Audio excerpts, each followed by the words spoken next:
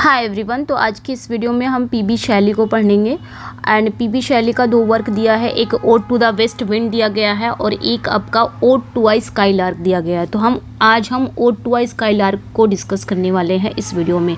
ठीक है, तो ये ध्यान, ठीक है। तो पीबी शैली, थोड़ा सा इनके बारे में जान लेते हैं, थोड़ी सी इनकी बायोग्राफी देख लेते हैं, देन उसके बाद हम चलेंगे सीधा पोएम पे। तो अगर देखा जाए तो ये जो पीबी शैली हैं ये, अच्छा, ode to a skylark इन्होंने लिखा है। सेम वर्ड्सवर्थ भी इसी पोएम में to a skylark, Wordsworth भी नहीं लिखा है, to the skylark Wordsworth का है। इनका भी सेम वही है, ode to a skylark, तो ये ध्यान रखना है। तो पीबी शैली ने सबसे पहले लिखा था एंड ये इनका बर्थ डेट है एंड ये डेथ है। तो देखेंगे पीबी शैली जो हमारे हैं, पर्सी बायशी शैली, ये पूरा नाम है। और ये किसके लिए जाने जाते हैं, तो पैशन ऑफ पोएट हैं, ये रेवोल्यूशन के लिए जाने जाते हैं एंड रोमांटिक आइडियलिज्म के लिए जाने जाते हैं। अगर पूछा जाए कि किस टाइप के ये पोएट हैं, तो poet of passion, revolution and romantic idealism, तो ये ध्यान रखना है अपना। एंड इंट्रोडक्शन अगर देखा जाए तो पर्सी बायशी शैली was one of the most brilliant and controversial figures of the English romantic movement. तो रोमांटिक मूवमेंट के अगर देखा जाए, पीबी शैली जो है वो रोमांटिक मूवमेंट के सबसे ब्रिलियंट और कंट्रोवर्शियल फिगर में से एक हैं, यानी कि ये हमेशा विवादास्पद हस्तियों में से एक रहे हैं। ये अपने लिरिकल मास्टरी के लिए जाने जाते हैं, विजनरी के लिए जाने जाते हैं, यानी कि दूरदर्शी कल्पना करते हैं, ठीक है, इसके लिए जाने जाते हैं। इमेजिनेशन के लिए जाने जाते हैं, ये ध्यान रखना, कल्पना मतलब, and radical political and philosophical ideals के लिए जाने जाते हैं। क्रांतिकारी राजनीतिक एंड दार्शनिक आदर्शों के लिए भी ये जाने जाते हैं। Shelley change the convention of his age, earning both immortality in literature and ostracism in society. तो जो शैली हैं, ये भी ध्यान रखना है कि शैली ने क्या किया था, मतलब इन्होंने क्या किया था कि अपने एज की परंपराओं को चुनौती दिया था। इनके एज की जो कन्वेंशन थी, जो परंपरा थी, उनको चैलेंज किया था। एंड ये क्या हुआ, जिसके कारण इनको immortality in literature and ostracism in society, मतलब लिटरेचर में तो इन्हें इमॉर्टैलिटी मिली, लेकिन सोसाइटी में इन्हें बहिष्कार मिला, दोनों में मिला। ये चीज़ें ध्यान रखनी। अपने एज की जो परंपरा थी उनको ये चुनौती करते थे, ये ध्यान रखना है। लिरिकल मास्टरी के लिए जाने जाते हैं, विजनरी, ये सारी चीज़ें अपनी याद रखनी है। अर्ली लाइफ एंड एजुकेशन की अगर हम बात करें तो इनका जन्म कब होता है, तो 4 अगस्त 1792, फील्ड प्लेस, यहाँ पे एक नाम याद रखना है, फील्ड प्लेस, यहाँ पे मैंने लिखा था अभी, वॉर्नहम, ठीक है, वॉर्नहम। तो 4 अगस्त 1792 में फील्ड प्लेस, वॉर्नहम, ससेक्स, इंग्लैंड में इनका जन्म होता है, ठीक है, ये ध्यान रखना है। इनके माता पिता की अगर बात करें तो इनके माता पिता का क्या नाम था, इनके पेरेंट्स का नाम क्या था, तो ये याद रखना है। इनके पेरेंट्स का नाम, इनके पिता का नाम टिमोथी शैली था, ठीक है, टिमोथी शैली था, ये याद रखना है इनके पिता का नाम। और इनकी मदर का नाम क्या था, तो एलिजाबेथ पिलफोल्ड था, एलिजाबेथ पिलफोल्ड, ठीक है, तो ये याद रखना है। ये फादर है एंड ये मदर है, ये दोनों नाम अपने याद रखनी है। टिमोथी शैली कौन थे, तो ये भी याद रखना है। जो टिमोथी शैली थे, इनके पिता थे, वो क्या थे, वो एक मेंबर ऑफ पार्लियामेंट थे। और इनकी मदर कौन थी, तो एलिजाबेथ पिलफोल्ड नाम है। इनकी मदर कौन थी, ये थी was the daughter of a butcher, एक बूचर की बेटी थी, ये ध्यान रखना है। अच्छा, फैमिली की बात अगर किया जाए तो परिवार जो वेल्दी अरिस्टोक्रेटिक बैकग्राउंड से था, मतलब एक धनी और कुलीन परिवार से थे आपके PB Shelley. Heir to a large estate and a seat in parliament, ठीक है, जो एक बड़ी संपत्ति और पार्लियामेंट में एक सीट के उत्तराधिकारी भी थे, ये ध्यान रखना है। इनकी स्कूलिंग कहाँ कहाँ हुई है, थोड़ा बहुत मैंने यहाँ पे दिया है, बहुत एकदम डिटेल में नहीं गई हूँ पीबी शैली का कि हम डिटेल में पढ़ेंगे क्या क्या हुआ है क्या नहीं, बस हाँ थोड़ा सा उनका जो उनसे रिलेटेड जो ज़रूरी है जानना, जैसे कि उनके इम्पॉर्टेंट वर्क्स हैं, उनका बर्थ, डेथ, पेरेंट्स, एजुकेशन, थोड़ी बहुत आपको जानकारी होनी चाहिए, ठीक है। एंड उनके जो इम्पोर्टेंट वर्क्स हैं वो भी जानना होना चाहिए। तो इनका स्कूलिंग अगर देखेंगे तो ईटन कॉलेज में हुआ था। Suffered intense bullying, developed our life long hatred of tyranny and injustice, तो ये याद रखना है अपने कि ईटन कॉलेज में इन्होंने पढ़ाई की और यहाँ इन्हें काफ़ी सफ़र इन्हें करना पड़ा, मतलब गंभीर बदमाशी का सामना करना पड़ा, जिससे उनमें अत्याचार और अन्याय के प्रति पूरी लाइफ नफ़रत रही। मतलब इनको ना काफ़ी नफ़रत झेलनी पड़ी, यानी कि गंभीर बदमाशी का सामना करना पड़ा यहाँ पे ईटन कॉलेज में। और जिसके कारण क्या हुआ, इनके अंदर ना एक नफ़रत सी हो गई अत्याचार और अन्याय के प्रति, टायरनी एंड इनजस्टिस के प्रति एक नफ़रत सी इनके लाइफ में हो गया। ठीक है। University college Oxford intellectual curiosity flourished. तो ये ध्यान रखना है, यूनिवर्सिटी कॉलेज ऑक्सफोर्ड, उनकी जो इंटेलेक्चुअल क्यूरियोसिटी है यहाँ खूब फली फूली। इनकी यूनिवर्सिटी कॉलेज में जो उनकी बौद्धिक जिज्ञासा थी यहाँ खूब फली फूली। तो ये ध्यान रखना है। फॉर्मेटिव ट्रेड्स अगर देखा जाए, इनकी प्रमुख विशेषताएं, तो ये रिबेलियन अगेंस्ट अथॉरिटी, यानी कि सत्ता के खिलाफ विद्रोह करते थे। एंड लव फॉर नेचर के प्रति इनका गहरा प्रेम था। एंड पैशन फॉर जस्टिस, यानी कि न्याय के लिए ये हमेशा इनका जुनून रहता था, न्याय के लिए। तो ये कुछ फॉर्मेटिव ट्रेड्स हैं, इनके प्रमुख विशेषताएं हैं, ये ध्यान रखना है। अच्छा, एक्सपल्सन एंड फर्स्ट मैरिज इनकी कब हुई थी, तो ये भी इंपॉर्टेंट है, थोड़ा सा ये ध्यान रखना है। 1811 में क्या हुआ कि इनको ना ऑक्सफोर्ड से निकाल दिया गया। क्यों निकाल दिया गया?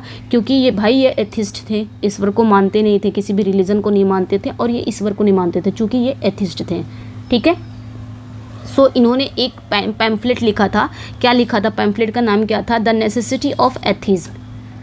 तो ये यानी कि नास्तिकता की आवश्यकता, तो ये इन्होंने लिखा, और जिसके कारण ऑक्सफोर्ड से इनको एक्सपेल कर दिया गया था 1811 में। ये ध्यान रखना है। ये द नेसेसिटी ऑफ एथिज्म, ये था क्या? एक पैम्फलेट था, जो अकेले नहीं लिखे थे, ये किसी के कोलैब से ही लिखा गया था, और जिसके कारण इनको ऑक्सफोर्ड से क्या कर दिया था? बैनिश कर दिया गया था, एक्सपेल कर दिया गया था। ठीक है। इस पैम्फलेट में क्या लिखा था? इस पैम्फलेट में ये लिखा था कि जो पारंपरिक धर्म को अस्वीकार किया गया था, यानी कि धर्म को बिल्कुल मानना नहीं है, जो भी उसके रीति रिवाज है उसको नहीं मानना, यानी कि गॉड के खिलाफ कहीं ना कहीं लिखे थे, चूँकि ये एथिस्ट थे तो लिख सकते थे। ठीक है। अब इसका रिजल्ट क्या हुआ? इसका रिजल्ट यानी कि जो इन्होंने ये लिखा था, इनको फिर ऑक्सफोर्ड से एक्सपेल कर दिया गया, तो इसका परिणाम ये निकला कि permanent rift with his father, इनके फादर से जो इनकी बनती थी, जो इनका रिलेशन था, जो संबंध था, उसमें क्या आ गया? दरार आ गई। तो ये ध्यान रखना है। उसके बाद क्या हुआ कि at just 19 year old elope to Scotland with Harriet Westbrook. एक और पॉइंट है, पॉइंट टू पॉइंट मैंने लिया है। देखिए 19 साल की उम्र में क्या हुआ, 19 साल, सिर्फ 19 साल के ही थे कि ये स्कॉटलैंड की एक हैरियट वेस्टब्रुक नाम की एक लड़की थी, एक छात्रा थी, स्कूल गर्ल थी। ठीक है।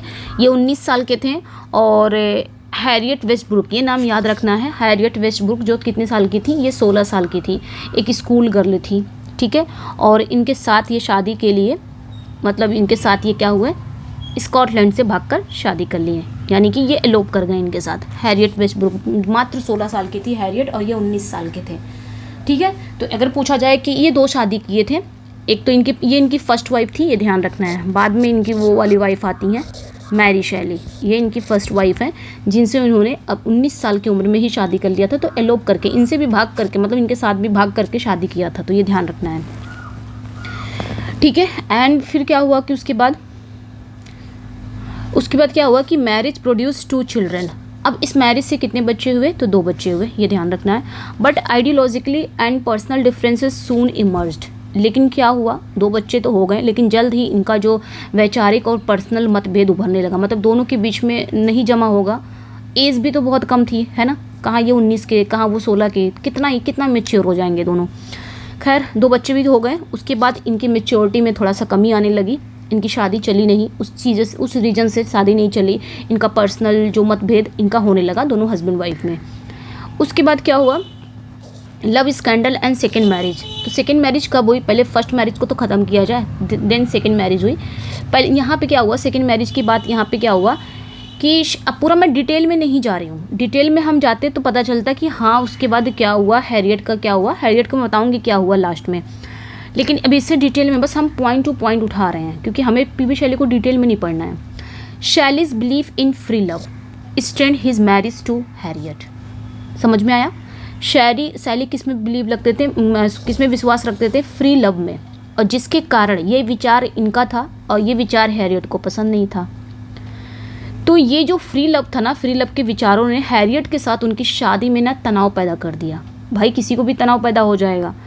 उसके बाद क्या हुआ कि 1814 में fell in love with Mary Godwin. इनको 1814 में मैरी गॉडविन से क्या हो गया, प्यार हो गया। अब ये मैरी गॉडविन कौन है, दूसरी लड़की से इनको प्यार हो गया। मैरी गॉडविन कौन है, तो daughter of philosopher William Godwin and feminist Mary Wollstonecraft. तो ये ध्यान रखना है, ठीक है। 1814 में क्या हुआ कि उन्हें दार्शनिक विलियम गॉडविन और नारीवादी मैरी वोllस्टोनक्राफ्ट की बेटी, मतलब ये इनकी माता पिता का नाम था मैरी गॉडविन के फादर का नाम विलियम गॉडविन था और इनकी मदर का नाम था मैरी वोllस्टोनक्राफ्ट, ठीक है, ये ध्यान रखना है। और इनकी बेटी थी मैरी, तो इनसे प्यार हो गया 1814 में। आई थिंक वहाँ पे जाते थे ये जो ये गॉडविन थे ना, विलियम गॉडविन, वहाँ पे सीखने उखने जाते थे आई थिंक, अगर इनके डिटेल में जाएँ तो वहाँ पे मैरी से इनकी मुलाकात हुई तो प्यार वार हो गया इस तरह। फिर ये क्या किए, अब यहाँ पे भी बात नहीं बनी, ये नहीं कि इनके माता पिता से हाथ मांग लिया जाए, ऐसा कुछ नहीं, लेकिन इनका बस वही पहला वाला काम है, एलोप कर जाना। Elope to Europe with Mary and her step sister Clairmont. तो ये ध्यान रखना है, वह मैरी और उसकी जो सौतेली बहन है क्लेयरमॉन्ट के साथ यूरोप भाग गए, मतलब इनका भागने का काम है, इसलिए इनको भगोड़ा कहा जाता है।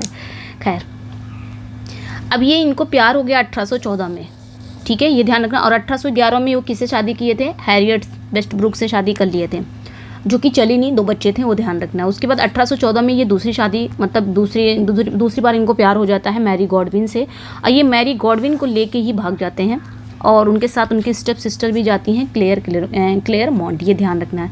फिर 1816 में क्या होता है, अब Harriet drowned herself, Shelley and Mary married. Oh my god, Harriet जो होती हैं वो अपने आप को क्या कर लेती हैं, डुबो कर, मतलब हैरियट डूब कर आत्महत्या कर लेती है 1816 में, यानी कि पहले इनकी जो फर्स्ट वाइफ है वो मर जाती है और सुसाइड कर लेती है। इसके बाद क्या होता है कि सैली और मैरी का रास्ता साफ हो जाता है, देन ये दोनों शादी कर लेते हैं, ये ध्यान रखना है, ठीक है। कुछ इंपॉर्टेंट पॉइंट्स थे। अच्छा, एक चीज़ और है कि फ्रेंडशिप सर्कल में कौन कौन थे, तो लॉर्ड बायरन थे, जॉन कीट्स थे, माय फेवरेट जॉन कीट्स, ये ध्यान रखना है, ठीक है। अगर देखा जाए कि इनके फ्रेंडशिप सर्कल में कौन कौन इंक्लूड थे, तो लॉर्ड बायरन थे एंड जॉन कीट्स थे, ये ध्यान रखना है। जॉन कीट्स बहुत अच्छे थे, है ना, माय फेवरेट। आपका फेवरेट कौन है बताना जरूर।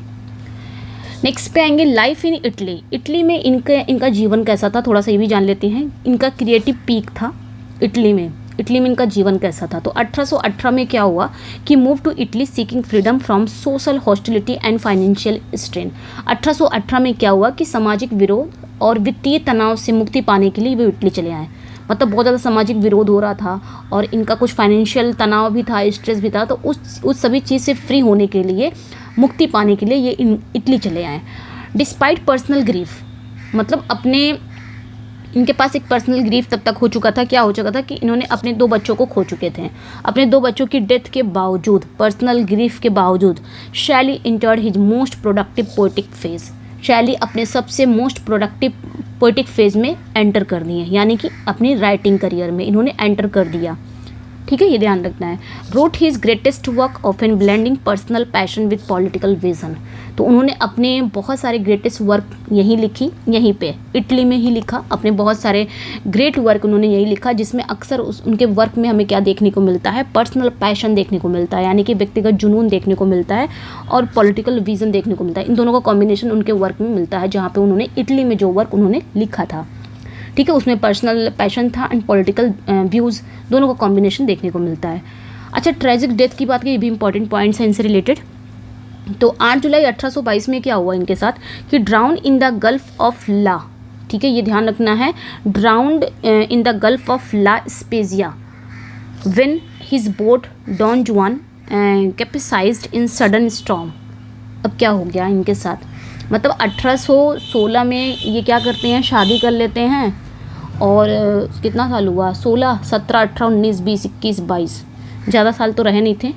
और 8 जुलाई 1822 को इनकी डेथ हो जाती है। कैसे डेथ होती है, तो ला स्पेजिया की खाड़ी में इनकी जो नाव होती है ना, वो डॉन जुआन की एक अचानक आए तूफान में पलट गई, जिससे डूबकर उनकी डेथ हो गई, ठीक है। तो ये ध्यान रखना है, इनकी बोट का नाम है डॉन जुआन, ये पलट जाती है।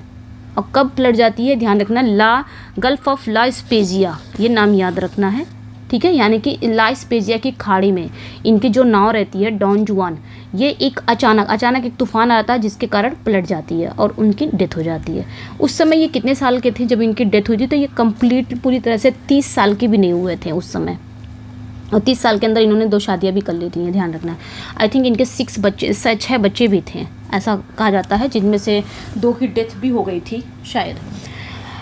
ठीक है, एंड नेक्स्ट पे आएंगे, his ashes were buried in the Protestant cemetery Rome near John Keats. और इनको दफनाया कहाँ गया? इनके एसेस को, यानी कि इनकी राख को ना रोम के प्रोटेस्टेंट कब्रिस्तान में जॉन किड्स की कब्र के पास दफनाया गया था, इनकी राख को, ये ध्यान रखना बच्चे। ठीक है, तो ये था इनका कुछ इंपॉर्टेंट पॉइंट्स जो हमें बहुत ज़रूरी था जानना। मेजर वर्क की अगर बात करें हम, तो ये भी जानना बहुत ज़रूरी है, इनके कुछ मेजर वर्क्स हैं। ठीक है, अगला जाए इनका कुछ मेजर वर्क्स देख लेते हैं। पोइट्री एंड लिरिकल ड्रामा का इनका मेजर वर्क कौन है? तो सबसे पहले है क्वीन मैब, ये ध्यान रखना है, क्वीन मैब, जो कब आया था? 1813 में आया था, और फर्स्ट मेजर लॉन्ग पोएम इनकी थी, ये ध्यान रखना है। ठीक है, जो किस पे अटैक करती है? रिलीजन पर, मोनार्की पर, इनजस्टिस पर, यूटोपियन न्यू विजन पर। यानी कि क्वीन मैब में क्या क्या चीज़ें दिखाई गई हैं, क्या क्या चीज़ें हैं, किस पर ये लिखा गया है, तो ये ध्यान रखना है। ठीक है, नेक्स्ट वन पे आएंगे अलास्टर द स्पिरिट ऑफ सॉलिट्यूड। अलास्टर यानी कि दूसरा टाइटल इसका क्या है? The spirit of solitude. ये कब आया था? 1815 में आया था। ठीक है, ये क्या था? ये tale of a poet's doomed quest for an ideal soulmate, ये याद रखना है। यानी कि एक एकांत आत्मा, यानी कि एक आदर्श जीवन साथी की तलाश में एक पोएट की विनाशकारी खोज की कहानी इसमें दिखाया जाता है। नेक्स्ट वन पे आएंगे द रिवोल्ट इस्लाम। ये कब आया था? 1818 में आया था, ये ध्यान रखना, इस्लाम का विद्रोह हुआ। Political allegory of revolution and hope against tyranny. ठीक है, अत्याचार के खिलाफ क्रांति और आशा का एक पॉलिटिकल एलिगरी था ये revolt of Islam. Direct attack नहीं किया गया था, एलिगरी के थ्रू अटैक किया गया था। नेक्स्ट पे आएंगे ओzymandias। ये कब आया था? 1818 में आया था। Iconic sonnet on the impermanence of power. तो ये ध्यान रखना है, जो ओzymandias है ये शक्ति के अहंकार और उसके पतन पर लिखा गया एक रेपुटेटेड सोनेट था, आइकॉनिक सोनेट था, ये ध्यान रखना है। ठीक है, एंड नेक्स्ट पॉइंट पे आएंगे प्रोमीथियस अनबाउंड। ये भी इंपॉर्टेंट है बच्चा, ध्यान रखना है, ये भी इंपॉर्टेंट है। प्रोमीथियस अनबाउंड ये लिरिकल ड्रामा बोल सकते हैं ना, ये क्या है? एक लिरिकल ड्रामा है, एंड ये 1820 में आया था। Masterpiece lyrical drama celebrated humanities liberation from operation. तो ये आपने ध्यान रखना है। ठीक है, जो प्रोमीथियस अनबाउंड था ये शैली की एक क्या बोलते हैं मास्टरपीस वर्क है। ये एक लिरिकल ड्रामा है जो उत्पीड़न से, ठीक है, उत्पीड़न से मानवता की मुक्ति का जश्न मनाता है। खैर, नेक्स्ट पे आएंगे ode to the west wind. ये 1820 में आया था, ode to the west wind, passionate call to separate revolutionary idea, जिसके कारण इन्होंने क्या किया? क्रांतिकारी विचारों को फैलाने के लिए एक भावुक इन्वोक लिखा। इसमें क्या था? इनका जो क्रांतिकारी विचार था उसको फैलाने के लिए एक इन्वोक था ये। नेक्स्ट पे आएंगे टू आई स्काईलार्क, जिसको हम आज पढ़ने वाले हैं, इसी को पढ़ने वाले हैं, ओड टू आई स्काईलार्क। ठीक है, ये भी कब आया था? 1820 में आया था। Hymn to pure joy and artistic perfection, यानी कि शुद्ध आनंद, शुद्ध खुशी क्या होती है, कलात्मक क्या होती है, उसका एक गीत। एडोनिस 1821 में आया था। तो ये एक एलेजी है जो कीट्स की डेथ पर इन्होंने लिखा था, कीट्स की डेथ पर लिखा गया एक शोक गीत था, meditation of immortality through art. तो ये आपने ध्यान रखना है। बहुत सारी ऐसी चीज़ें हैं जैसे मुटेबिलिटी है, क्वीन मैप, डेविल्स वॉक है, अलास्टर है जो हमने पढ़ा भी, मॉन्ट ब्लैक है, ये सारी चीज़ें हैं। इंग्लैंड है, टू द क्लाउड है, ठीक है, द विच ऑफ एटलस है जो 1824 में, एडोनीस है, एपिशाइकेडियन है, music when soft voice die, ये अडर्स है, ट्रायम्फ ऑफ लाइफ है, ये सारी चीज़ें, सेंसी है, ये अपने याद रखना है, हेलास है, ठीक है, जस्ट्रूजी है, बहुत सारे वर्क हैं इनके। ठीक है, अभी यहाँ पे प्रोज की अगर बात करें हम, यानी कि इससे इनका है ये नेसेसिटी ऑफ एथीज्म। ये कब आया था? 1811 में। Bold rejection of religious orthodoxy. तो ये ध्यान रखना है, यानी कि धार्मिक रूढ़िवादी को इन्होंने क्या किया था, बहुत मतलब रिजेक्ट करने वाला एक साहसिक पैम्फलेट था, बोल्ड पैम्फलेट था। डिफेंस ऑफ पोइट्री इन्हीं का है, 1821 में आया था। लैंडमार्क एस्से है on poetry, moral and social power. Famous line है इसकी, poets are unacknowledged legislature of the world. इसी की डिफेंस ऑफ पोइट्री की ये फेमस लाइन है, ये ध्यान रखना है। जिसमें उन्होंने बताया कि पोइट्री की नैतिक और सामाजिक शक्ति पर ऐतिहासिक ऐसे है। इसकी फेमस यही लाइन है कि पोएट्स जो हैं, पोएट्स दुनिया के सभी कानून निर्माता होते हैं, सभी अनएक्नॉलेज लेजिस्लेचर होते हैं, ये ध्यान रखना। ठीक है, ये कुछ थे। एंड अब आते हैं हम डायरेक्ट पोयम पे। ये थोड़ी सी आपकी एक व्यू आपने देख लिया है उनके बायोग्राफी का। ठीक है, अब हम आते हैं पोयम पे। टू अ स्काईलार्क पर्सी बायशे शैली का है। एंड ये एक ओड है जो pure Joy, art and nature के लिए जानी जाती है। ठीक है, ध्यान रखना है। एक ओड है जो प्योर जॉय यानी कि शुद्ध आनंद, शुद्ध खुशी क्या होती है, आर्ट, टैलेंट क्या होता है, नेचर के बारे में दिखाया गया एक गाना है, एक स्तुति गीत है, ये ध्यान रखना है। ओवरव्यू अगर बात करें, टू अ स्काईलार्क 1820 में, जैसे कि हमने ऊपर पढ़ा है, एंड इज़ वन ऑफ शैली मोस्ट सेलिब्रेटेड लिरिकल ओड्स है। ठीक है, लिरिकल ओड्स है and compose 21 5-line stanza that combine musical rhythm with shoring imagery, ये ध्यान रखना है। ठीक है, तो यहाँ पे कहा जा रहा है कि ये जो ओड टू अ स्काईलार्क है ये 1820 में आया था। ये शैली का मोस्ट सेलिब्रेटेड लिरिकल ओड्स है। ठीक है, ये शैली की क्या है, मोस्ट सेलिब्रेटेड लिरिकल ओड्स में से एक है। और ये कंपोज्ड हुआ था कितने में, 21 क्वेंटेंस में। क्वेंटेंस मैंने बताया ना, 5 लाइन की स्टैंजा को, 5 लाइन्स स्टैंजा को हम क्या कहते हैं। ठीक है, स्टैंजा को हम क्वेंटेन कहते हैं। ठीक है, तो 21 स्टैंजा है इसमें, यानी कि 21 स्टैंजा है, 21 क्वेंटेंस है जो कितने लाइन्स में है, 21 स्टैंजा है जो कितने लाइन्स में है, पर स्टैंजा 5 लाइन में है, ये ध्यान रखना है। तो 5 लाइन स्टैंजा दैट कंबाइन। तो यहाँ पे कहा जा रहा है कि ये जो टू अ स्काईलार्क है ये शैली की सबसे फेमस लिरिकल ओड्स में से एक है। और ये पोयम 21 क्वेंटेंस में लिखी गई है, यानी कि 21 स्टैंजा में है एंड पर स्टैंजा 5 लाइन्स का है। ठीक है, ये ध्यान रखना है। In this poem the skylark is transformed from a mere bird into a blithe spirit, ये ध्यान रखना बच्चा। इस पोयम में ना स्काईलार्क, पीबी शैली ने क्या किया, इस पोयम में बर्ड को ना उन्होंने बर्ड नहीं बुलाया है जल्दी, उन्होंने ब्लेथ स्पिरिट करके बुलाया है। ठीक है, तो ये ध्यान रखना है। यानी कि इस पोयम में उन्होंने क्या बताया है, इस पोयम में स्काईलार्क को ट्रांसफॉर्म किया गया है एक खुशहाल बर्ड के रूप में, एक ब्लिथ स्पिरिट के रूप में। ठीक है, एक साधारण पक्षी से एक ब्लिथ स्पिरिट के रूप में बदल दिया गया है। A symbol of divine Joy, जो डिवाइन जॉय का क्या है, सिंबल है, यानी कि दिव्य आनंद का, आइडियल ब्यूटी का एंड परफेक्ट आर्टिस्टिक क्रिएशन का। ठीक है, यानी कि एक सिंपल बर्ड को इन्होंने, एक साधारण पक्षी को उन्होंने एक ब्लिथ स्पिरिट में बदल दिया है। यानी कि पोयम में उन्होंने एक ब्लिथ स्पिरिट, यानी कि जो पक्षी है वो कितना खुशहाल पक्षी है। अभी जब पोयम पढ़ेंगे समझ में आ जाएगा। तो कुछ इंपॉर्टेंट पॉइंट्स हैं, ये ध्यान रखना है जो मैंने अभी बताया है। ठीक है, टोटल इसमें 21 स्टैंजा है और पर स्टैंजा 5 लाइन्स का है, यानी कि 21 क्वेंटेंस है, ये ध्यान रखना है। अच्छा, इसकी अगर बात किया जाए ईयर ऑफ कंपोजिशन की, तो 1820 में ये कंपोजिशन हुआ था, यानी कि लिखा गया था 1820 में। और प्लेस क्या था, कहाँ पे ये लिखा गया था, तो भी ध्यान रखना है। आपने ये ध्यान रखना है, नियर लिवोर्नो। ठीक है, नियर लिवोर्नो के नज़दीक, लेघोर्न, इटली, ये इटली के पास ही है लिवोर्नो जगह, और वहीं पे लिखा गया था। ठीक है, अच्छा, ऐसा क्या हुआ था कि पीबी शैली को ये इंस्पिरेशन हुआ या इंस्पायर हुए, किस चीज़ से वो इंस्पायर हुआ कि उन्होंने ये पोयम लिखना, उनके दिमाग में आया कि मुझे ये पोयम लिखनी है, ओड टू अ स्काईलार्क लिखना है। कहाँ से इंस्पायर हुआ था, तो रिटन आफ्टर शैली एंड हिज वाइफ मैरी शैली heard a song of skylark one summer evening, ये ध्यान रखना है। तो क्या हुआ, बात यहाँ से हुई कि ये जो पोयम है ना, ये शैली और उनकी पत्नी मैरी शैली द्वारा एक गर्मी की शाम को स्काईलार्क का गीत सुनने के बाद लिखी गई थी।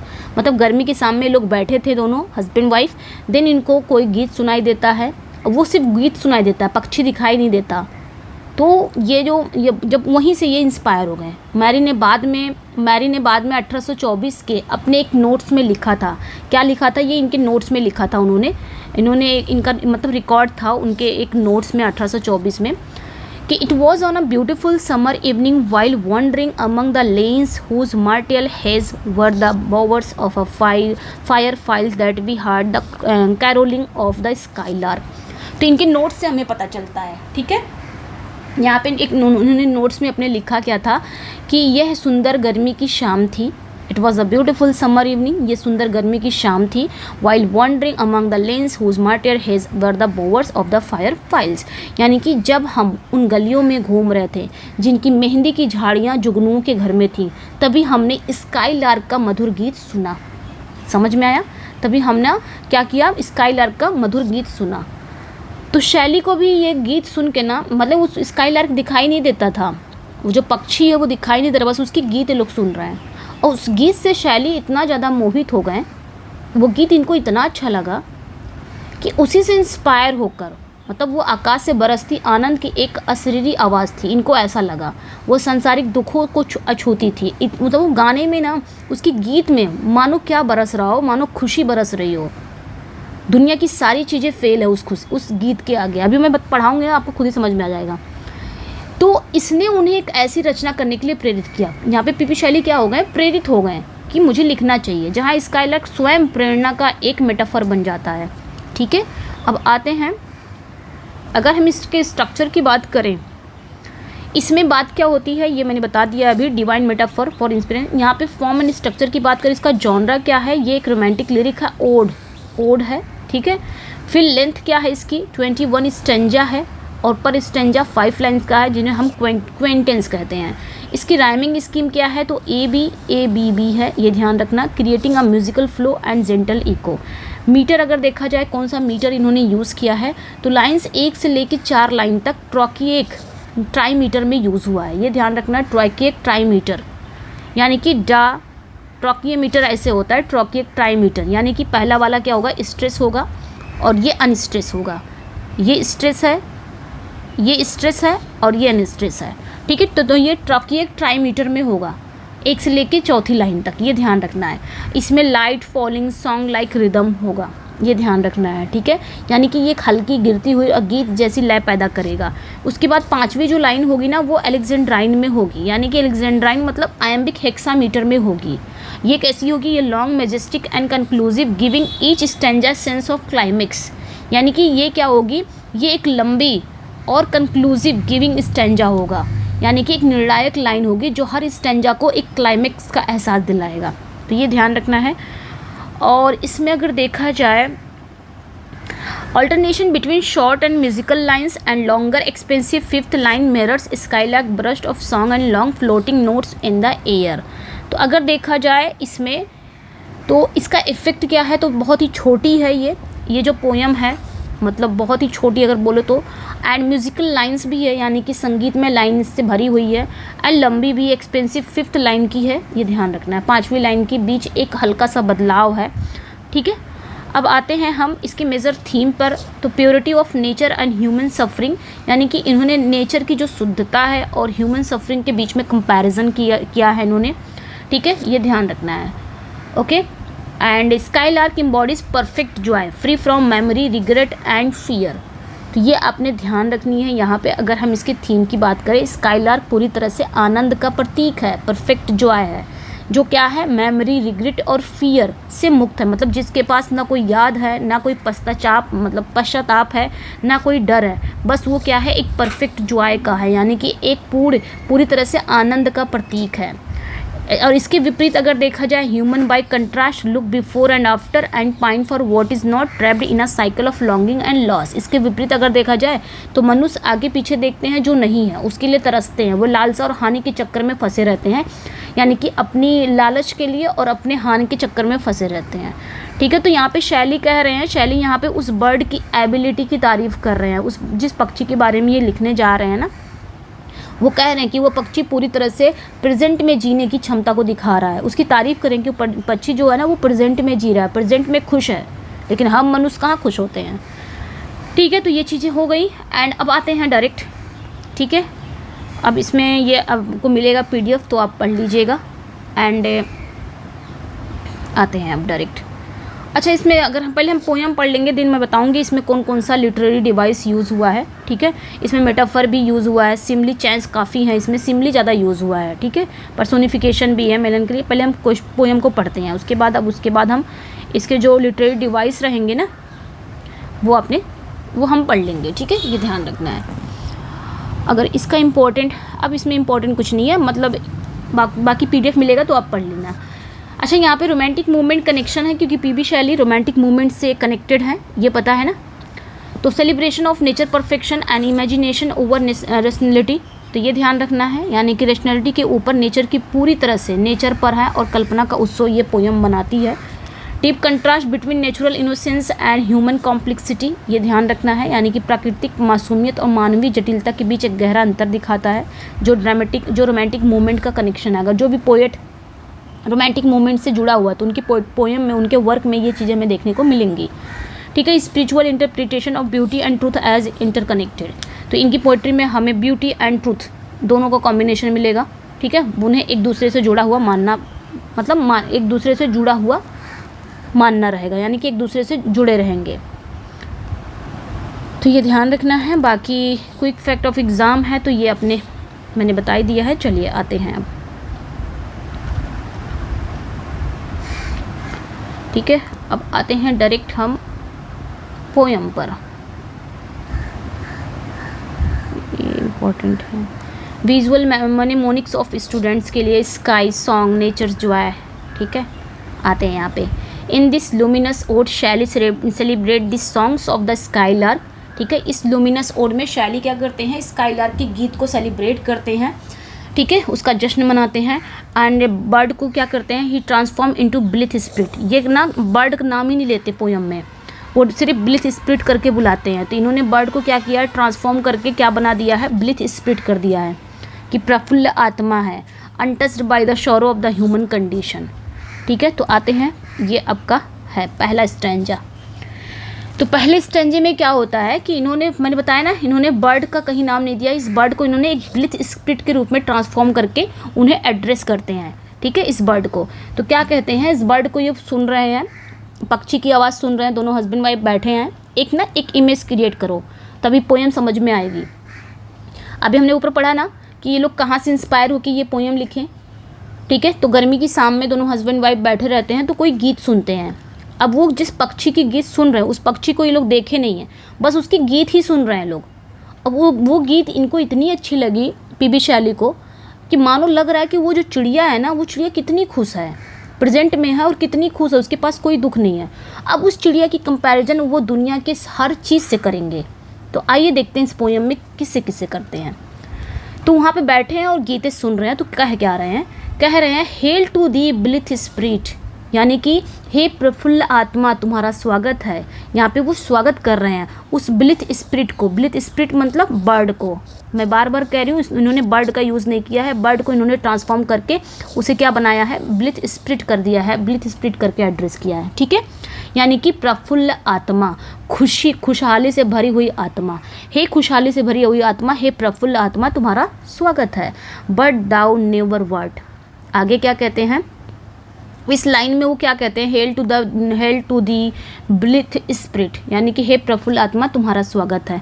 यहाँ पे पोएट सीधे बर्ड को एड्रेस कर रहे हैं, लेकिन उसे बर्ड नहीं बल्कि एक खुश और चिंता रहित आत्मा कह रहे हैं। समझ में आया।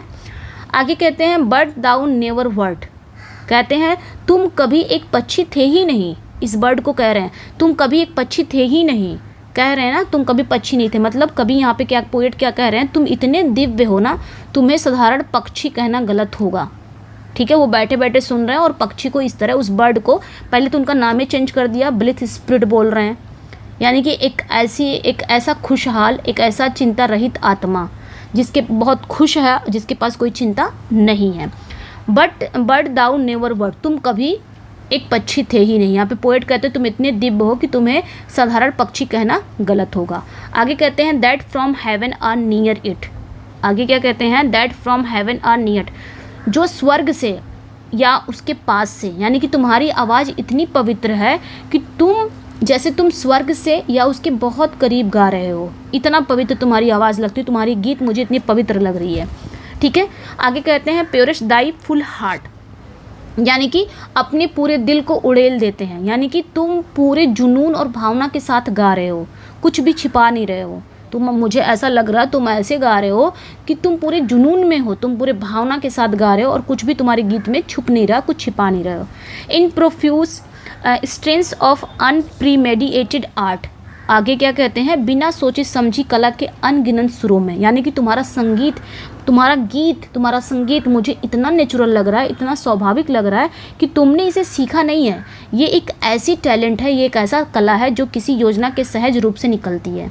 तो यहाँ पे पोएट उस गीत, उस बर्ड को, उस ब्लिथ स्पिरिट को कह रहे हैं कि तुम्हारा जो गीत है ना, मुझे इतना अच्छा लग रहा है, ऐसा लग रहा है तुम्हारा गीत, तुमने कहीं ये गीत सीखा नहीं है, बल्कि ये तुम्हारे अंदर का टैलेंट है जो बाहर निकल के आ रहा है। जब टैलेंट रहेगा तभी तो बाहर, भाई टैलेंट तो होता है ना कि गॉड गिफ्टेड होता है, ठीक है। तो वही चीज़ यहाँ पे भी कह रहे हैं, ठीक है। तो यहाँ पे सिंपल था, उन्होंने बर्ड को ब्रिथ, पहली स्टेंजा में उन्होंने बर्ड को क्या बोला है, हे प्रफुल्ल आत्मा। बर्ड का नाम नहीं लिया है उन्होंने, बर्ड को ट्रांसफॉर्म करके ब्लिथ स्पिरिट में बदल दिया है। कभी डायरेक्ट पक्षी को, मतलब बर्ड को संबोधित कर रहे हैं, लेकिन उसे बर्ड नहीं बल्कि एक खुश और चिंता रहित आत्मा कह रहे हैं कि कभी कह रहे हैं तुम इतने दिव्य हो कि तुम्हें साधारण पक्षी कहना गलत होगा। तुम्हारी आवाज़ इतनी पवित्र है कि जैसे तुम स्वर्ग से या उसके बहुत करीब से गा रहे हो। तुम पूरे जुनून और भावना के साथ गाते हो, कुछ भी छिपाते नहीं हो। तुम्हारा संगीत, तुम्हारा गीत मुझे इतना स्वाभाविक लग रहा है कि ये सीखे नहीं हो, बल्कि तुम्हारे अंदर ये टैलेंट है, ये कला है जो बिना किसी योजना के सहज रूप से निकल रही है तुम्हारे गीत से। सेकेंड स्टेंजा पे आएंगे हम, ठीक है। हायर स्टिल एंड हायर, आगे भी बोल रहे हैं, बैठे हैं दोनों हस्बैंड वाइफ, वो गीत सुन रहे हैं और आगे आगे बोल रहे हैं। तो वहाँ से इंस्पायर होके तब इन्होंने गीत लिखा था। तो बस आपने क्या करना है ना, आपने उस प्लेस को ध्यान में रखना है। वहीं से तो इंस्पायर होकर इन्होंने बाद में लिखा था ना, लेकिन पहले गीत सुना था, दिमाग में जो जो चीज़ें आई थी बाद में उन्होंने लिखा। तो दिमाग में जो जो चीज़ें उसी समय आ रही है वो समझो कि वो लिख रहे हैं बैठ के। इस तरह समझोगे ना तो पोइट्री आपको समझ में आएगी, पोयम वाली। Higher still and higher from earth thou springs, आगे क्या कह रहे हैं, हायर स्टिल एंड हायर, और ऊंचा और भी ऊंचा, from the earth thou springs, मतलब तुम धरती से ऊपर उछलते हो, like a cloud of fire, आग के बादल की तरह। यहाँ पे क्या कह रहे हैं, यहाँ पे पोएट कह रहे हैं कि जब सनसेट के समय, यानी कि जब सूरज डूबता है उस समय कोई बादल आग की तरह चमकता है, वैसे ही तुम आसमान में तेज़ी से ऊपर जाते हो। फिर कहते हैं द ब्लू डीप डाउ विंगिस्ट, यानी कि तुम गहरे नीले आकाश में पंख फैलाते हो, and singing still dost to soar and soaring ever singest, आगे क्या कहते हैं, और गाते हुए ऊपर उठते रहते हो और ऊपर उठते हुए हमेशा गाते रहते हो। तो यहाँ पे पोएट का कहना है तुम्हारा गाना और उड़ना एक साथ है और लगातार चलता रहता है बिना रुके, मतलब तुम उड़ भी रहे हो और गा भी रहे हो, दोनों काम एक साथ हो रहा है, एक साथ चल रहा है बिना रुके। समझ में आया? यानी कि आग के बादल की तरह, तो जिस तरह सूर्यास्त के समय कोई बादल आग की तरह चमकता है, वैसे ही तुम भी आसमान में तेज़ी से ऊपर जाते हो, ठीक है, और अपने गहरे नीले आकाश में पंख फैलाते हो, ठीक है। यानी कि तुम्हारा गाना उड़ना एक साथ है, लगातार चल रहा है बिना रुके। आगे स्टेंजा में हम आएंगे, थर्ड स्टेंजा में हम आ गए हैं। थर्ड स्टेंजा में भी मतलब उस बर्ड की, जिसको वो ब्लिथ स्पिरिट कह के बुला रहे हैं ना, एक खुशहाल से भरी हुई आत्मा, उसी की तारीफ अब कर रहे हैं। कह रहे हैं इन द गोल्डन लाइटिंग, यानी कि डूबते हुए सूरज की, ऑफ द संकन सन, यानी कि यहाँ पे इन्होंने क्या कहा है कि डूबते हुए सूरज की सुनहरी बिजली में, डूबते हुए सूरज की सुनहरी बिजली में, यानी कि तुम शाम के समय सूरज की सुनहरी किरणों के बीच उड़ते हो। Over which clouds are brightening, यानी कि जिसके ऊपर बादल चमक रहे हैं। डाउ दोस्ट फ्लोट एंड रन, यानी कि तुम हवा में तैरते हो और दौड़ते हो। Like an embodied joy whose race is just began, आगे क्या कहते हैं, एक अशरीरी आनंद, यानी कि इन अशरीरी आनंद, यानी कि जो बॉडी को छू नहीं रही हो ऐसा आनंद, जिसकी दौड़ एक अशरीरी मतलब अनबॉडीड जॉय की तरह, जिसकी दौड़ अभी भी शुरू हुई है। तो यहाँ पे क्या कहा जा रहा है कि यहाँ पे वो पोएट कह रहे हैं कि तुम खुशी की एक ऐसी भावना की तरह लगते हो जिसका कोई शरीर नहीं है, मुझे इस तरह तुम लगते हो। उस बर्ड को कह रहे हैं कि तुम खुशी की एक ऐसी भावना की तरह मुझे लगते हो जिसका कोई शरीर नहीं है, जो पूरे उत्साह में है, उसके पास शरीर नहीं है लेकिन वो इतना खुश है, पूरे उत्साह में है, मुझे तुम ऐसे लग रहे हो।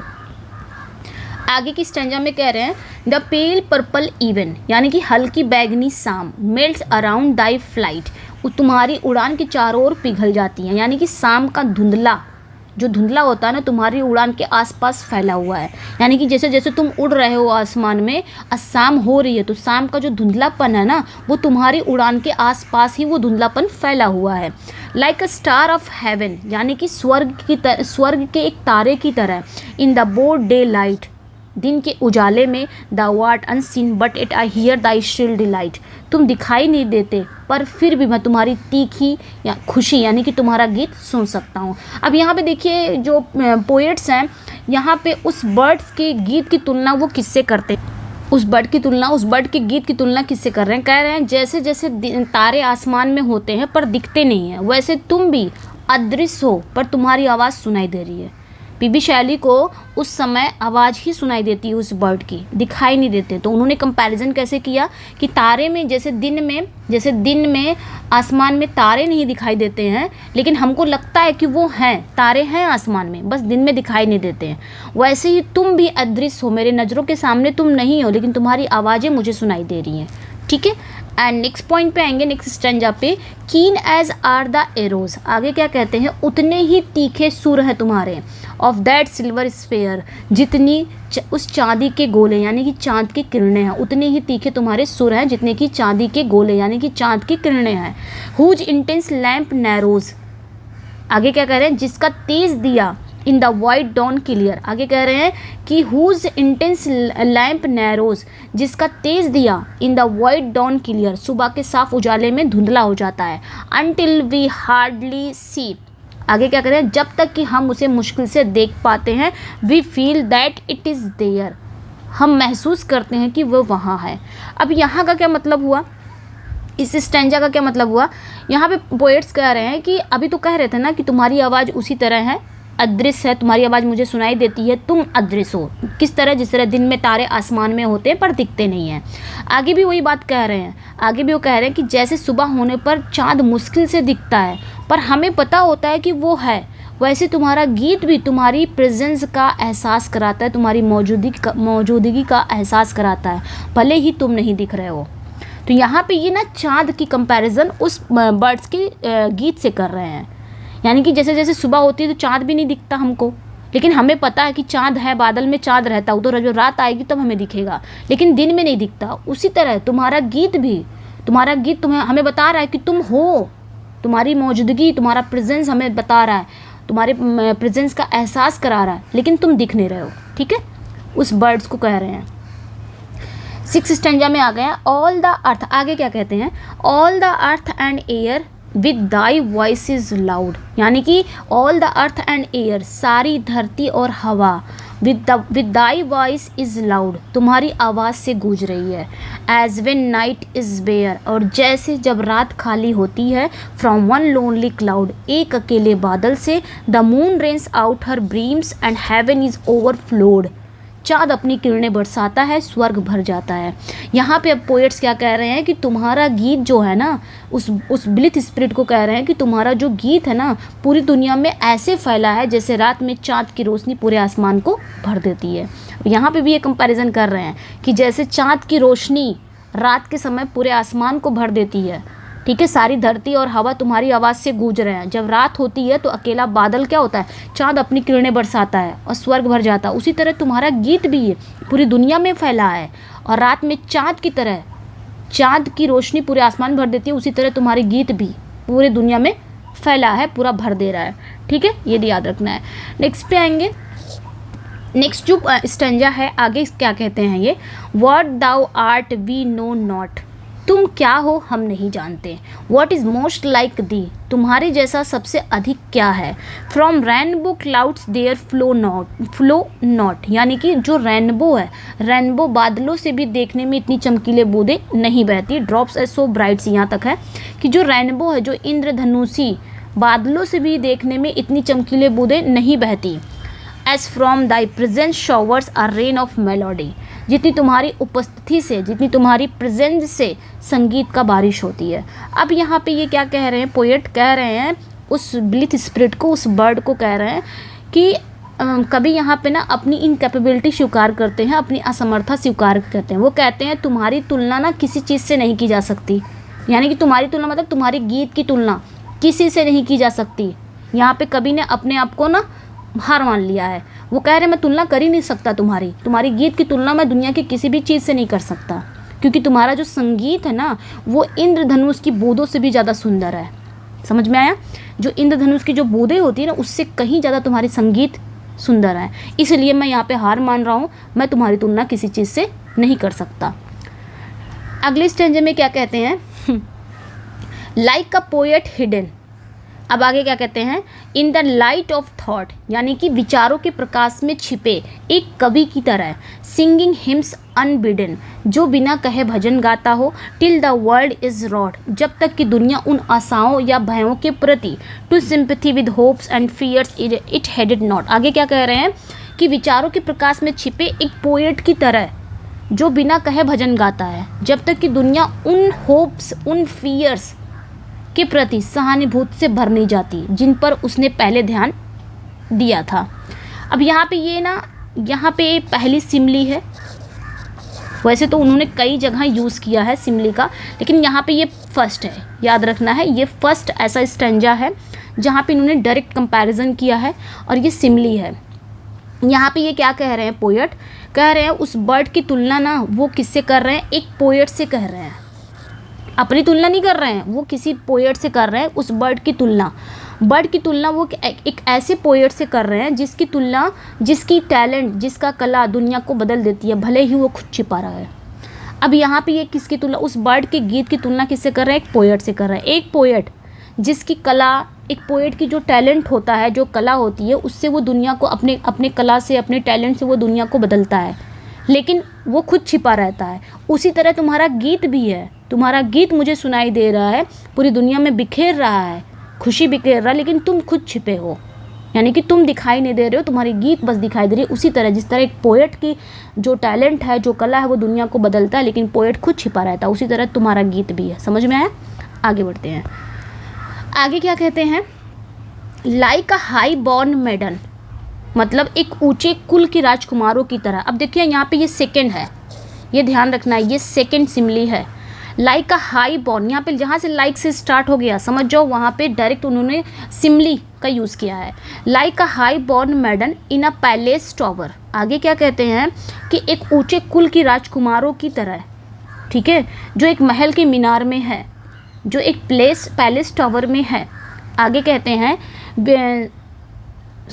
हाँ यहाँ तक हो गया ना। तो आगे कहते हैं सूदिंग हर लव लैडन, यानी कि जो अपनी प्रेम विभोर आत्मा की शांत कर रही है। सोल इन सीक्रेट आर, एकांत पलों में।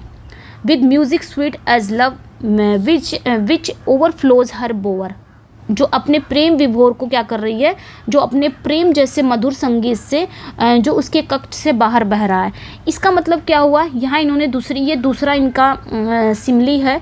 यहाँ पे वो बर्ड्स की, यानी कि जो बर्ड्स है, जो चिड़िया है, उसकी गीत की तुलना वो किससे कर रहे हैं? एक राजकुमारी के निजी संगीत से कर रहे हैं, यानी कि एक राजकुमारी का जो पर्सनल गीत होता है, पर्सनल गाना होता है, उससे कर रहे हैं उस बर्ड्स के गीत की तुलना। यानी कि कह रहे हैं कि जो पक्षी का गीत है, यानी कि जो बर्ड्स का गीत है, वो एक राजकुमारी के पर्सनल गीत जैसा है, शुद्ध है, मधुर है, प्रेम से भरा हुआ है। जिस तरह एक राजकुमारी का जो सॉन्ग होता है, जो गीत होता है पर्सनल, वो बहुत ही प्योर होता है, बहुत मेलोडी होता है, बहुत प्रेम से भरा होता है, उसी तरह तुम्हारा भी गीत, बर्ड्स को कह रहे हैं, उसी तरह तुम्हारा भी गीत उतना ही शुद्ध है, उतना ही मधुर है, उतना ही प्रेम से भरा हुआ है। नेक्स्ट पे आएंगे, लाइक अ ग्लो वार्म गोल्डन। अब क्या कह रहे हैं? ओस की घाटी में एक सुनहरे जुगनू की तरह, अ डेल ऑफ ड्यू, यानी कि ओस की घाटी में एक सुनहरे जुगनू की तरह, स्कैटरिंग अनबिहोल्डन, यानी कि जो बिना देखे बिखरता हो, इट्स एरियल ह्यू, अपनी हवा जैसी चमक, among the flowers and grass which screens it from the view, यानी कि फूलों और घासों के बीच जो उसे नज़रों से छिपाते हैं। अब ये थर्ड यहाँ पे सिमली का यूज़ हुआ है, थर्ड उपमा है यहाँ पे, ये ध्यान रखना है। अब ये थर्ड उपमा में ये बर्ड्स की तुलना किससे करते हैं?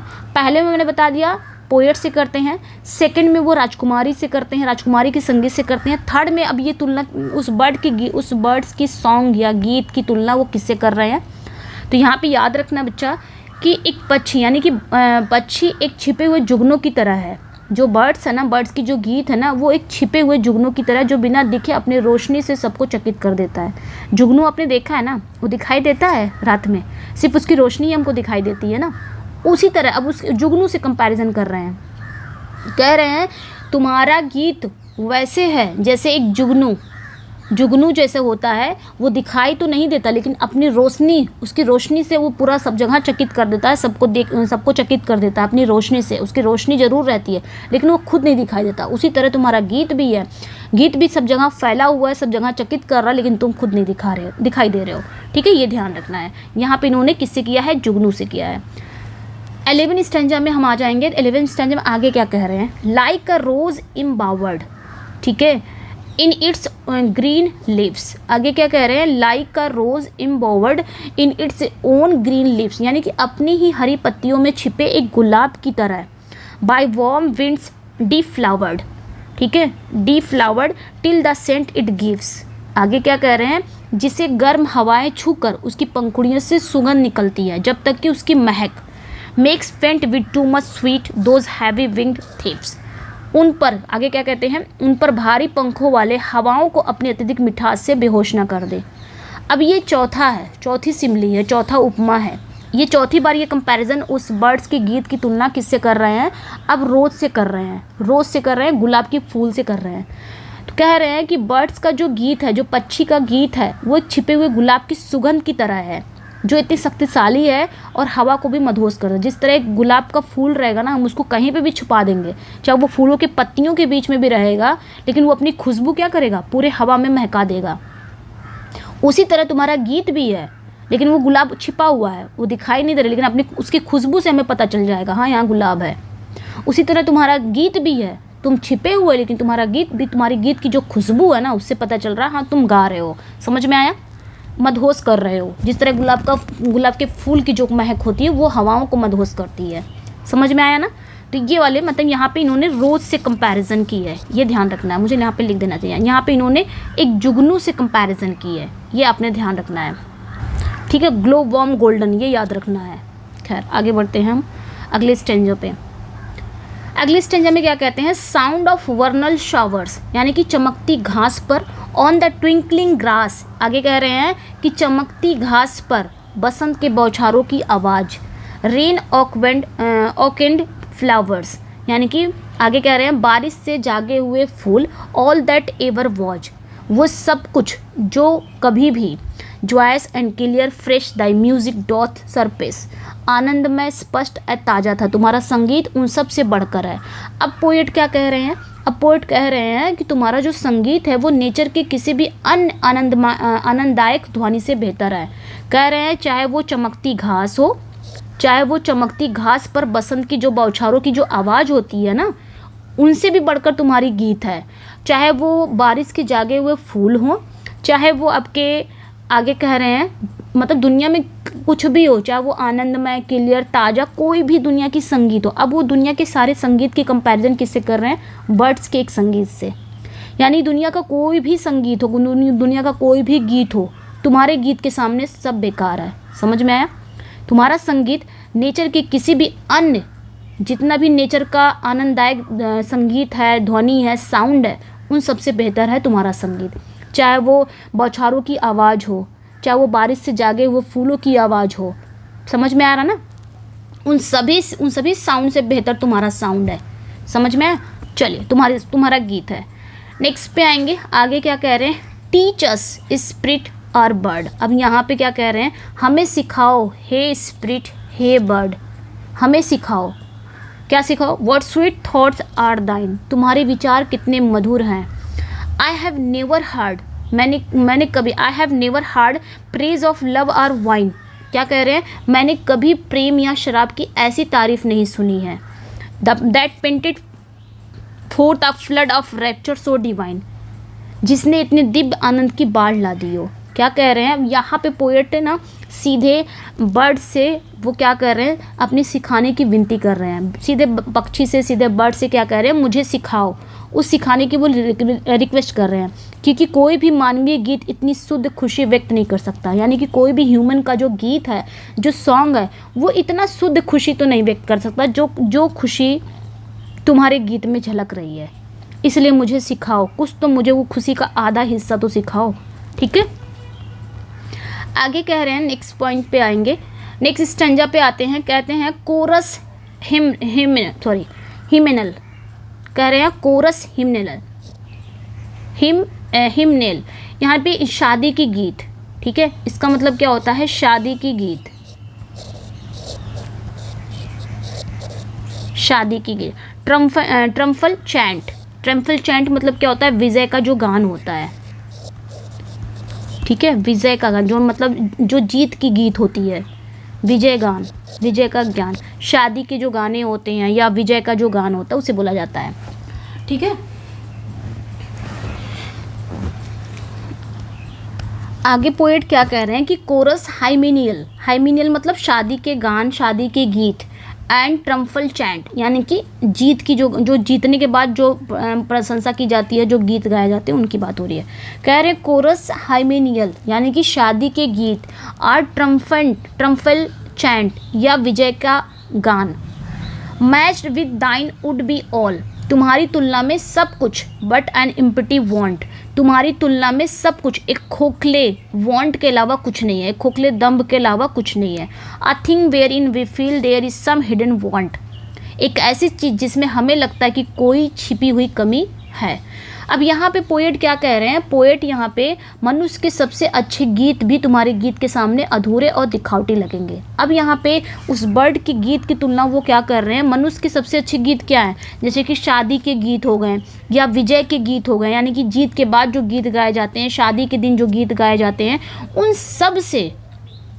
सब से बेहतर तुम्हारी गीत है। वो सब गीत कैसे लगते हैं, अधूरे लगते हैं, दिखावटी लगते हैं तुम्हारे गीत के सामने। वो सब खोखले हैं तुम्हारे गीत की तरह। अगर मैं तुलना करूं उनके गीत और तुम्हारे गीत के, तो उनकी जो गीत है, मनुष्य की जो गीत है, वो एकदम खोखले हैं, एकदम अधूरे हैं, एकदम दिखावटी लगते हैं तुम्हारे गीत के सामने। ठीक है, नेक्स्ट पॉइंट पे आएंगे। अगले स्टेंजा में कहते हैं what objects are the fountains of thy happy strain. आगे क्या कहते हैं, कौन सी चीज़ें तुम्हारे खुशहाल गीत के फव्वारे हैं, या बोलो यूँ बोलो कि तुम्हारे वो कौन सी चीज़ें हैं जो तुम्हारे खुशहाल गीत के सोर्स हैं। ठीक है, what fields or waves or mountains, क्या खेत हैं या लहरें हैं या पहाड़ हैं। What shapes of sky or plain, या फिर पूछ रहा है कि यहाँ पे कि स्काई और प्लेन या कि आकाश या मैदान के कौन सा आकार है। फिर व्हाट लव ऑफ दाइन ओन काइंड, क्या तुम्हारी अपनी तरह मतलब क्या तुम्हारी अपनी तरह का प्यार है, या व्हाट इग्नोरेंस ऑफ पेन, या दर्द से इग्नोरेंस है, क्या है। अब यहाँ पे पोएट ना सवाल पूछते हैं, ये एक रिटोरिकल क्वेश्चन हो गया। यहाँ पे पोएट ना सवाल पूछते हैं कि तुम्हारी खुशी का आखिर राज क्या है। उस बर्ड से पूछ रहे हैं तुम्हारी खुशी का राज क्या है। अब बर्ड से तो जवाब मिलने वाला नहीं है, लेकिन बस ये अपना एक एम्फेसिस, एक जोर डालने के लिए इस तरह का सवाल किया जाता है। एक रिटोरिकल क्वेश्चन है। तो यहाँ पे पोएट पूछते हैं तुम ये बर्ड्स तुम्हारी खुशी का राज, तुम इतने खुश हो। उन्होंने मतलब बर्ड्स को इन्होंने क्या बोला है, ब्लिथ स्पिरिट, यानी कि खुशहाल से भरी हुई आत्मा जो चिंता रहित है। तो कह रहे हैं इस खुशी का राज क्या है, क्या ये नेचर है इस खुशी का राज, या प्यार है, या फिर कोई ऐसा फैक्ट है जो तुम दर्द को जानते ही नहीं हो। आखिर उस खुशी का राज क्या है, नेचर है कि प्यार है, या कोई ऐसा फैक्ट है या कोई ऐसा तथ्य है कि तुम ऐसा भी हो सकता तुम दर्द को नहीं जानते, इसलिए हमेशा खुश रहते हो। ठीक है, आगे कहते हैं विद दाई क्लियर कीन जॉयनेस लैंग्वर कैन नॉट बी। आगे कहते हैं तुम्हारे क्लियर यानी कि तुम्हारे स्पष्ट तीव्र आनंद के साथ सुस्ती नहीं हो सकती। लैंग्वर कैन नॉट, लैंग्वर मतलब सुस्ती नहीं हो सकती। शैडो ऑफ एनॉयंस यानी कि झुंझलाहट की परछाई। नेवर केम नियर दी, कभी तुम्हारे पास नहीं आई। Thou lovest but never knew love's satiety, यानी कि आगे क्या कहते हैं तुम प्रेम करते हो लेकिन प्रेम की सुखद तृप्ति को भी कभी नहीं जाना। यानी कि तुम प्रेम करते हो लेकिन प्रेम का जो दुखद है, प्रेम का जो सैटिटी है, यानी कि प्रेम का जो दुखद तृप्ति वो कभी नहीं जाना। अब यहाँ पे पोएट्स क्या कह रहे हैं, पहले तो सवाल पूछ रहे हैं कि तुम्हारी खुशी का राज क्या है, क्या नेचर है, प्यार है, फिर आगे क्या कह रहे हैं, फिर खुद ही जवाब दे रहे हैं। कह रहे हैं कि तुम प्रेम करते हो, मतलब तुम तो प्रेम करते हो, मुझे लग रहा है तुम प्रेम करते हो, लेकिन उस उदासी को नहीं जानते जो अक्सर मानवीय प्रेम के बाद आती है। यानी कि जब ह्यूमन प्रेम करता है और जब ह्यूमन प्रेम में पड़ता है, प्रेम करता है, प्रेम करने के बाद जो उदासी आती है वो उदासी तुम्हारे पास लग रहा नहीं है। तुम प्रेम तो करते हो लेकिन उस उदासी से अभी तुम इग्नोरेंस हो, तुमको नहीं पता कि जो मनुष्य जो प्रेम करता है उसके बाद जो उदासी आती है उस उदासी को तुम नहीं जानते। ठीक है, यहाँ पे ये बोल रहे हैं, अपने ही सवाल करके अपने ही जवाब दे रहे हैं। ये एक रिटोरिकल क्वेश्चन है। आगे कह रहे हैं वेकिंग और एज स्लीप, जागते हुए या सोते हुए, दाउ ऑफ डेथ मस्ट डीम, तुम डेथ के बारे में अवश्य ही सोचते होंगे। बर्ड को कह रहे हैं things more true and deep, उन चीज़ों के बारे में, उन चीज़ों में दैट वी मॉर्टल्स ड्रीम। आगे कह रहे हैं things more true and deep than we mortals dream, उन चीज़ों के बारे में जो हम मॉर्टल्स लोगों के सपनों से ज़्यादा सच्ची और गहरी है। How could Dai notes flow in such a crystal stream, वरना तुम्हारे सुर इतने साफ झरने की तरह कैसे बह सकते हैं।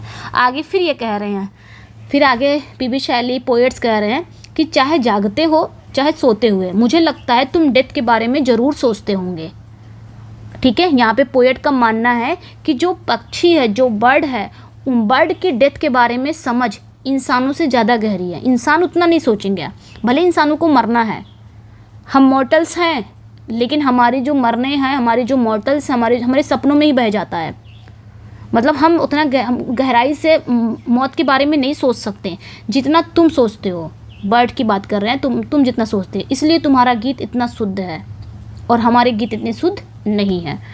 आगे बोलते हैं we look before and after, कि हम इंसान, यहाँ पे क्या कह रहे हैं, we look before and after, यहाँ पे हम मतलब यहाँ पे ह्यूमंस की बात कर रहे हैं। ठीक है, यहाँ पे वो ह्यूमंस की बात कर रहे हैं, कह रहे हैं we look before and after, यानी कि हम, यानी कि इंसान पास्ट में देखते हैं and pine for what is not, कहते हैं हम इंसान पास्ट में देखते हैं और भविष्य की चिंता करते हैं। आर सिंसियरेस्ट लॉफ्टर, और आगे क्या कहते हैं कि जो हम इंसान है ना, हम इंसान क्या करते हैं बिफोर एंड आफ्टर, हम इंसान पास्ट में देखते हैं और भविष्य की चिंता करते हैं और उस चीज़ के लिए तरसते हैं जो हमारे पास नहीं है। आगे कहते हैं आवर सिंसियरेस्ट लॉफ्टर, मतलब हमारी सबसे अच्छी हंसी में भी with some pain is fraught, हमारी सबसे अच्छी हंसी में भी कोई ना कोई दर्द छिपा होता है। मतलब हम यहाँ पे कह रहे हैं ना, इस लाइन में, इस वाली स्टैंजा में क्या बोले कि तुम चाहे जागते हो चाहे सोते हो, तुम डेथ के बारे में ज़रूर सोचते हो, लेकिन हम इंसान उतना नहीं सोचते, हम उतने गहराई से नहीं सोचते जितना तुम इतने गहराई से तुम अपने डेथ के बारे में, मरने के बारे में सोचते होंगे, तभी तुम्हारा गीत इतना शुद्ध है। आगे क्या कहते हैं कि जो हम इंसान है ना, फिर अपनी बात करने लग जाते हैं कि हम जो इंसान है, हम इंसान पास्ट में देखते हैं, भविष्य की चिंता करते हैं और उस चीज़ों के लिए तरसते हैं हम इंसान जो हमारे पास नहीं है। और हमारी हंसी, हमारी जो सच्ची हंसी है ना, हमारी सबसे सच्ची हंसी में भी कोई ना कोई दर्द छिपा होता है। अगर हम हंसते भी हैं ना तो हमारे अंदर कोई ना कोई दर्द जरूर छिपा होता है। Our sweetest song are those that tell of saddest thought, आगे क्या कहते हैं, हमारे सबसे मधुर गीत वही होते हैं जो सबसे दुखद विचारों से बताते हैं। तो ये जो लाइन है ना, ये पोयम का, यूँ बोलो कि पोयम का हार्ट है ये जो लाइन है, आवर स्वीटेस्ट सॉन्ग्स। यहाँ पे पोएट क्या कहते हैं, इंसान कभी भी पूरी तरह से खुश नहीं हो सकता क्योंकि वो हमेशा पास्ट और फ्यूचर में फंसा रहता है। अपने इंसानों की बात कर रहे हैं कि हम इंसान ना कभी पूरी तरह से खुश नहीं होते, हम हमेशा अपने पास्ट में रहते हैं तब भी खुश नहीं रहेंगे, या तो फिर हम अपने भविष्य की चिंता करेंगे तब भी हम खुश नहीं रहते हैं। इन्हीं दोनों चीज़ों में हम हमेशा फंसे रहते हैं, तुम्हारी तरह हम खुश नहीं हैं। समझ में आया? और हम ना कोई चीज़ अगर हम हंसते भी हैं तो समझ लो हमारे अंदर दर्द छिपा हुआ है। अगर हम कोई मधुर भी गीत देते हैं तो समझ लो उसमें हमारे जो पर्सनल जो दुख हैं वो सब आ रहे हैं। ऐसा नहीं कि हम बहुत खुश हैं तुम्हारी तरह, तुम्हारे गीत से लग रहा है तुम बहुत खुश हो, तुम्हारे पास तो दुख है ही नहीं है। 19 स्टेंजा में आ गए हैं। एट आगे क्या कहते हैं, yet if we could scorn, फिर भी अगर हम घृणा करें, hate and pride and fear, आगे कह रहे हैं फिर भी अगर हम नफरत करें या प्राइड करें, अहंकार करें या भय को तुच्छ समझ सकें, if we were things born not to shed a tear, आगे कह रहे हैं कि अगर हम ऐसे जीव होते हैं जो आंसू बहाने के लिए पैदा ही नहीं हुए हैं, तो I know not how the joy we ever should come near, तो भी मुझे नहीं पता कि हम कभी तुम्हारी खुशी के पास कैसे पहुंच पाएंगे। यहाँ पे पोएट कहते हैं कि अपनी सभी नेगेटिव भावनाओं को छोड़ने के बाद भी हम तुम्हारी तरह खुश नहीं रह सकते। मतलब चाहे हम छोड़ दें हेट को, चाहे प्राइड को, चाहे फियर को, इन सभी अपनी ज़िंदगी को निकाल दें, ना हेट करें, ना प्राइड करें, ना फियर करें, और हम ऐसे बन जाएं बिना आंसू बहाने वाले, अपनी ज़िंदगी की सारी नेगेटिविटी हम दूर कर दें अपनी लाइफ से, तब भी हम तुम्हारे जैसे खुश नहीं रह पाएंगे। यानी कि एक बर्ड जैसी स्वाभाविक खुशी पाना लगभग असंभव है। जितना एक चिड़िया के पास खुशी होती है, उस खुशी को हम अगर पाना चाहते हैं, चाहे कितनी भी अपनी कितनी भी नेगेटिविटी को दूर कर दें, तो हम शायद नहीं पा सकते हैं। ये इम्पॉसिबल है, यहाँ पे पीबी शैली कहते हैं। ठीक है, एंड 20 स्टेंजा पे आ गए हैं। आगे क्या कहते हैं? बेटर देन ऑल मेजर्स, कह रहे हैं better than all measures of delightful sound, सुरीली आवाज़ों के सभी पैमानों से बेहतर। Better than all treasures that in books are found, उन सभी खजानों से बेहतर जो किताबों में मिलते हैं।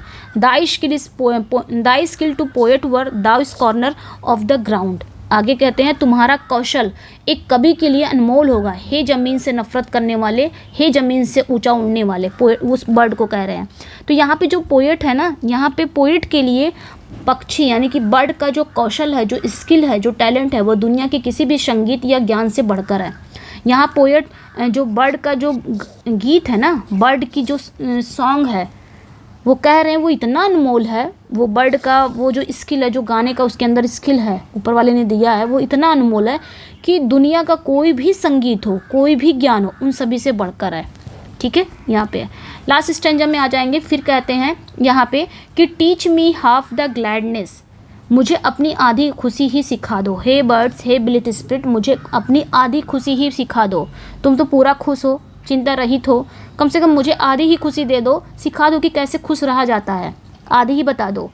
That thy brain must know, आगे कहते हैं जो तुम्हारा मस्तिष्क जानता होगा, मुझे बता दो।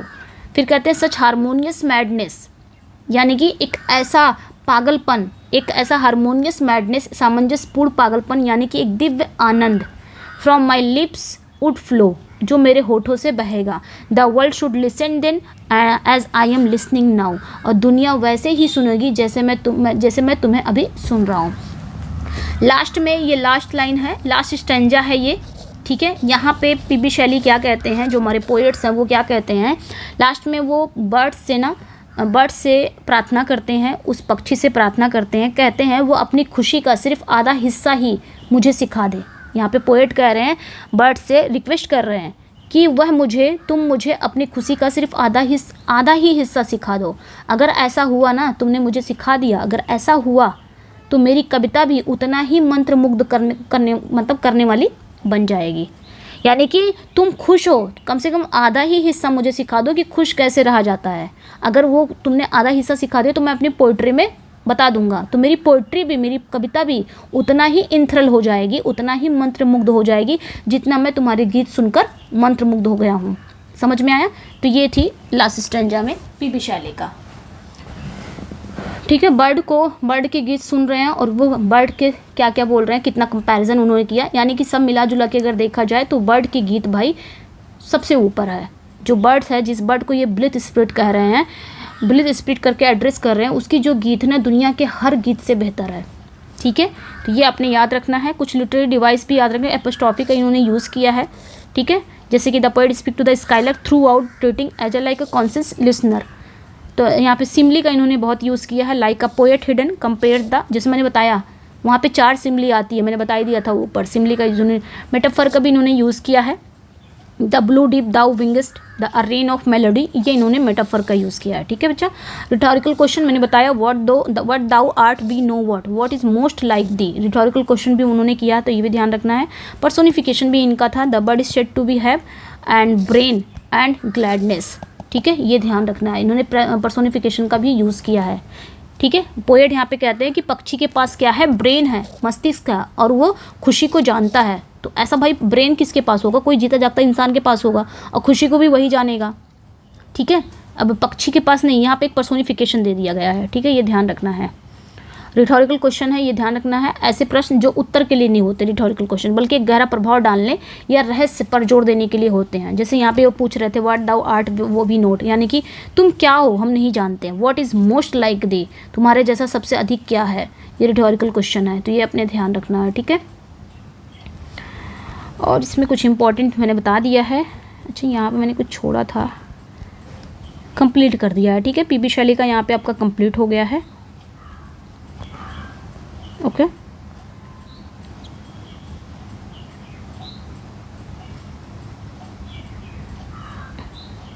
ये कुछ लाइनें हैं, नोटेबल्स लाइनें, हो सकता है पूछ ले लाइनें, तो ये अपने hail to thee blithe spirit skylark को वो एड्रेस कर रहे हैं as you spiritual not merely physical, ठीक है। यानी कि स्पिरिचुअली वो एड्रेस कर रहे हैं कि ब्लिथ स्पिरिट बुला रहे हैं, कोई फिजिकल उसका कोई आकृति नहीं है, कोई शरीर नहीं है।